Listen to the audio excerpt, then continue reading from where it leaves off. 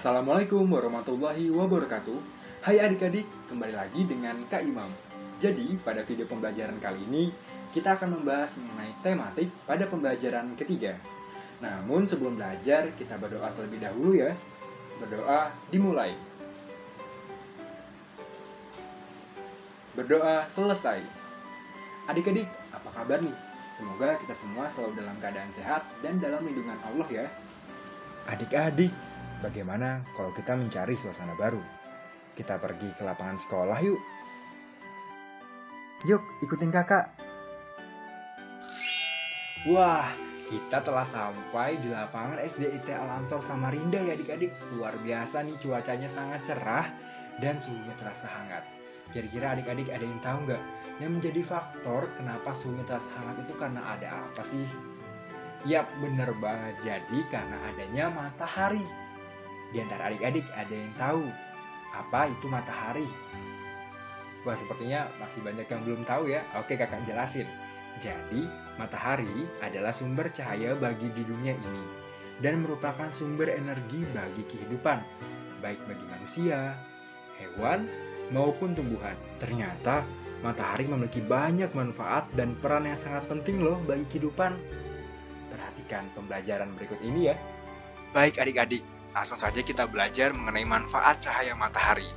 Cahaya matahari ternyata memiliki banyak manfaat bagi kehidupan kita, baik untuk manusia, hewan, maupun tumbuhan. Oleh karena itu adik-adik, tolong disimak ya. Nah, pada contoh yang pertama, adik-adik dapat lihat nih, gambar. Gambar tersebut memperlihatkan benua Antartika.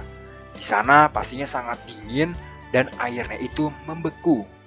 Sedangkan pada gambar kedua, itu berlokasi di Sungai Mahakam dan terdapat ikan besut yang sedang berenang di sana dan menjadikan air Sungai Mahakam yang cair menjadi habitatnya.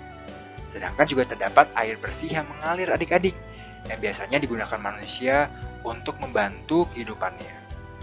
Jadi, panas yang dipancarkan dari cahaya matahari ternyata memberikan suhu yang pas untuk keberlangsungan hidup di muka bumi. Bumi ini memberi panas matahari yang sesuai, sehingga dapat menjaga air tetap berbentuk cair. Coba adik-adik bayangkan jika panas matahari tersebut tidak sesuai, bisa-bisa air di Samarinda ini membeku seperti di benua Antartika. Waduh, kan bahaya, kita jadi kesulitan untuk mandi ya. Oleh karena itu kita harus bersyukur atas segala pemberian yang telah Allah berikan. Nah, dengan demikian, makhluk yang ada di muka bumi ini dapat memanfaatkan air untuk kehidupannya. Lanjut yuk ke contoh yang kedua. Nah, ternyata matahari memungkinkan adanya angin, siklus hujan, penentu cuaca, dan juga iklim. Sedangkan manfaat yang ketiga, cahaya matahari bermanfaat untuk fotosintesis pada tumbuhan, sehingga tumbuhan dapat tumbuh serta menghasilkan oksigen yang digunakan dalam pernapasan, baik itu untuk manusia dan juga hewan. Adik-adik ada yang tahu nggak sih, fotosintesis itu apa sih kak? Nah, jadi fotosintesis sendiri ialah proses pembuatan energi atau zat makanan atau glukosa yang berlangsung atas peran cahaya matahari dengan menggunakan zat hara atau mineral, karbon dioksida, dan juga air. Adik-adik, tolong diperhatikan ya gambar berikut ini. Nah, proses fotosintesis sendiri dapat dijelaskan secara singkat seperti ini.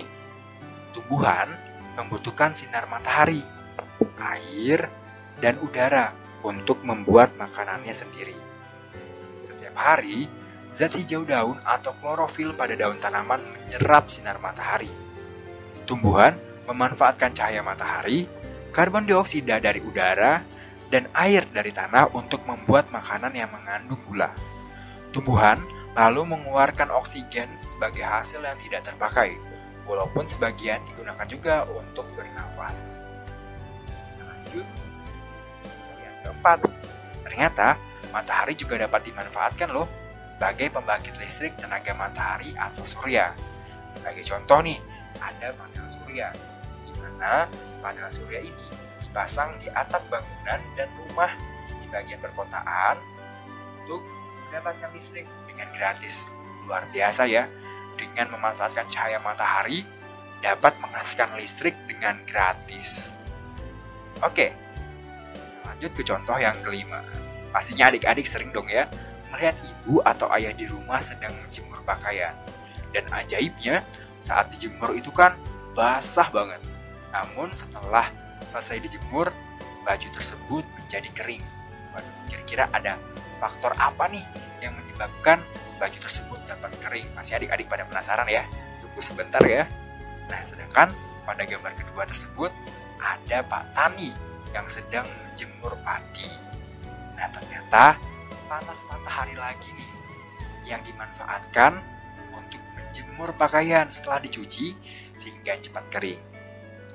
Panas matahari dapat juga untuk menjemur makanan seperti kerupuk, pengeringan ikan, kedelai, dan juga padi. Nah, ternyata cahaya matahari juga bermanfaat bagi kesehatan tubuh, di mana cahaya matahari dapat mengubah provitamin D menjadi vitamin D, terutama cahaya matahari pada pagi hari adik-adik.